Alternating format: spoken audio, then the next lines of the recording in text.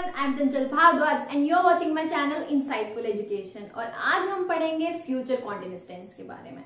तो बिना देर करते हुए अपने वीडियो को शुरू करते हैं। सबसे पहले हमें जानना है कि फ्यूचर कॉन्टिन्यूअस टेंस कहाँ यूज होता है, क्योंकि जब तक आपको यूजेस नहीं पता होंगे आपको कहीं यूज नहीं कर पाओगे। उसकी इंग्लिश ट्रांसलेशन हम जानेंगे, पर पहले इसके यूजेस जानिए, उसके अकॉर्डिंग आपको समझ में आएगा कि हम कब इस टेंस का यूज करेंगे।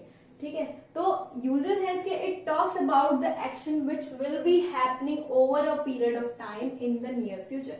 मतलब जो अभी फ्यूचर में, मतलब भविष्य में जो एक्शंस, जो काम हम करने वाले हैं, कुछ देर तक वो काम चलेंगे, वैसे वाले जो काम होते हैं, उन एक्शंस को जब हम प्रिडिक्ट करते हैं, उन एक्शंस को जब हम बताते हैं इंग्लिश में, तब हम किस टेंस का यूज करते हैं? फ्यूचर कॉन्टिन्यूअस टेंस का। ठीक है, जैसे कि for example, tomorrow at this time he will B enjoying the music concert. कल इस समय वह म्यूजिक कॉन्सर्ट एंजॉय कर रहा होगा।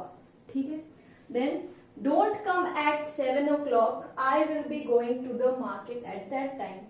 7 बजे मत आना मेरे घर पे, क्योंकि उस टाइम में शायद मार्केट जा रहा होगा। ठीक है, अब इसमें आपने एक चीज नोटिस की कि यहाँ पर विल बी एंड वर्ब के साथ आईएनजी लगा हुआ है। दूसरा, जब मैं इसकी हिंदी ट्रांसलेट कर रही हूँ तो एंड में क्या आ रहा है? वाक्य के एंड में, मीन्स सेंटेंस के एंड में क्या आ रहा है?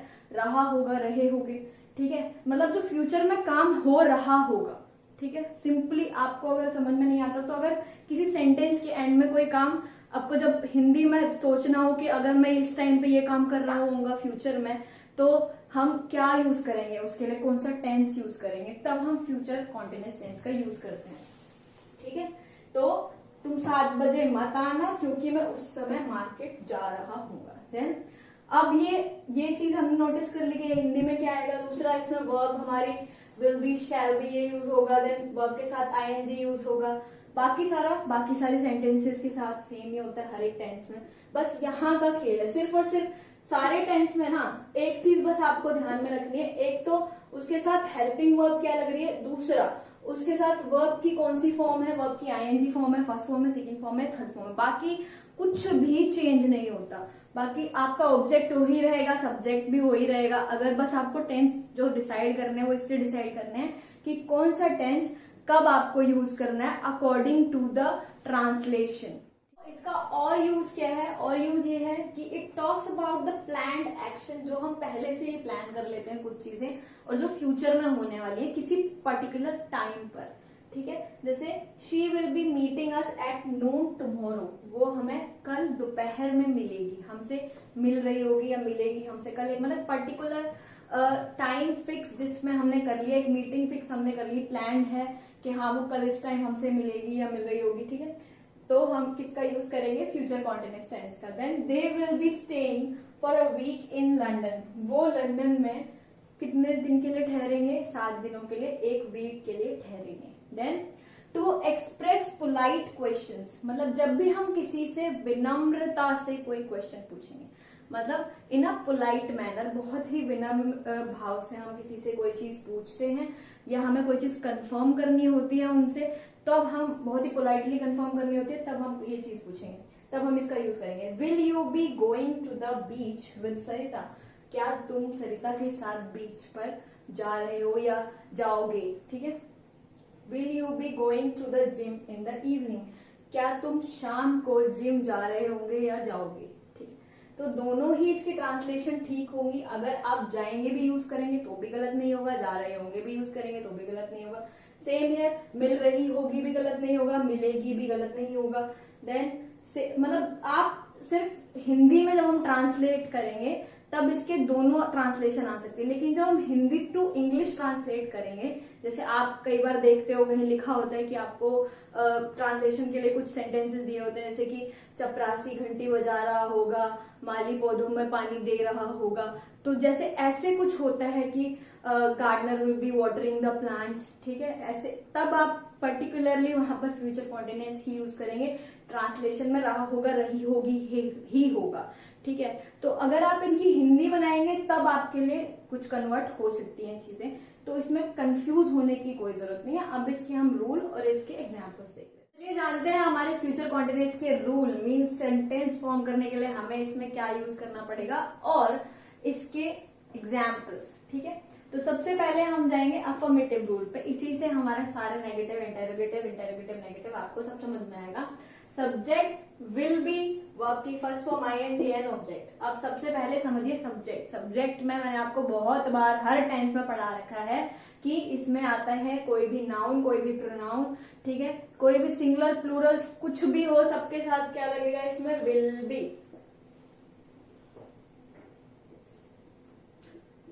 चाहे सिंगुलर नाउन हो, चाहे प्लूरल नाउन हो या प्रोनाउन हो,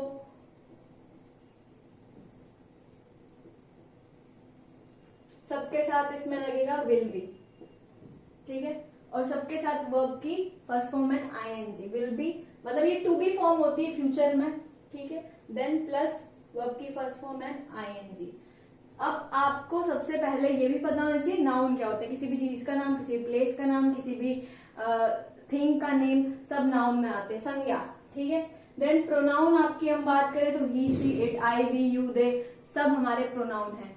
ठीक है, तो जितने भी नॉन लिविंग या लिविंग चीजें, जितनी भी चीजें होती हैं, और बाकी जो प्रोनाउन में यूज होता है, इट लगता है नॉन लिविंग्स के लिए, दिस, दैट, दीज, दोज, सबके साथ विल भी लगेगा। इसमें कोई एक्सेप्शन नहीं है इसमें कि कहीं।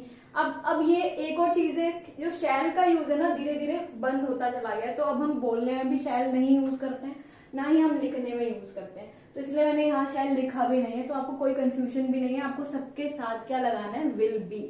ठीक है, चाहे वो आई, वी, यू, दे, सबके साथ will be, will be, will be, will be, will be. ठीक है, सबके साथ वर्ब की फर्स्ट फॉर्म आईएनजी और आपका ऑब्जेक्ट। देन अब आपके नेगेटिव की हम बात करें तो सब्जेक्ट वोंट बी। ठीक है, अब इसको आप अगर विल नॉट बी लिखेंगे ना तो भी गलत नहीं है। ठीक है, इसको विल नॉट भी लिख सकते हैं। सेम आपका वर्ब की first form ING and object. Then आपका इंटेरोगेटिव की हम बात करें तो विल पहले आ जाएगा, सब्जेक्ट आ जाएगा, बी हमारा बाद में आएगा सब्जेक्ट की। ठीक है, तो उसके बाद वर्ब की first form ING and object. मतलब अगर मैं बोलती हूँ विल आई बी स्पीकिंग, क्या मैं बोल रही होंगी। ठीक है, विल आई बी, तो पहले विल आएगा, फिर आई आ गया, फिर बी आया हमारा। ठीक है, देन इंटेरोगेटिव नेगेटिव में भी सेम है, वोंट पहले आ गया, सब्जेक्ट बी की पोजीशन वही है, वर्ब की first form ING and object question mark. ठीक है, अब इसके एग्जाम्पल देख के आपको सब कुछ एकदम क्रिस्टल क्लियर हो जाएगा। जैसे कि अफर्मेटिव की हम बात करें, आई विल बी वर्किंग, मैं काम कर रही होंगी। आई वोंट बी वर्किंग, मैं काम नहीं कर रही होंगी। ठीक है, विल आई बी वर्किंग, क्या मैं काम कर रही होंगी। ठीक है, वोंट आई बी वर्किंग, क्या मैं काम नहीं कर रही होंगी। तो आपने एक चीज देखी, अफर्मेटिव में विल भी साथ में है, ठीक है, नेगेटिव में भी वोंट भी है, देन इंटेरोगेटिव में विल आगे आ गया, फिर सब्जेक्ट, फिर हमारा बी, जैसे कि मैंने यहाँ बताया। ठीक है, सेम हमारा वोंट आगे आ गया, आई और बी। ठीक है, क्योंकि देखो यहाँ पर वोंट है तो यहाँ पर विल है, तो जब हम इसका इसका इंटेरोगेटिव बनाएंगे तो सिर्फ विल आगे जाएगा, लेकिन हम जब नेगेटिव का इंटेरोगेटिव बनाएंगे तो वोंट आगे चला जाएगा। ठीक है, सिमिलर जैसे कि यहाँ चला गया। अब हम इसको आई विल नॉट बी भी लिख सकते हैं, क्योंकि हर चीज आजकल हम शॉर्ट में पढ़ते हैं, तो वोंट भी कन्वीनियंट हो गया, तो वोंट भी बोलने में हम स्पोकन इंग्लिश में यूज करते हैं। वैसे ही आजकल हम बोलने में, जैसे कि आप बोलने में कोशिश करेंगे तो वोंट भी ही यूज करें, बेटर रहता है फ्लुएंसी के लिए।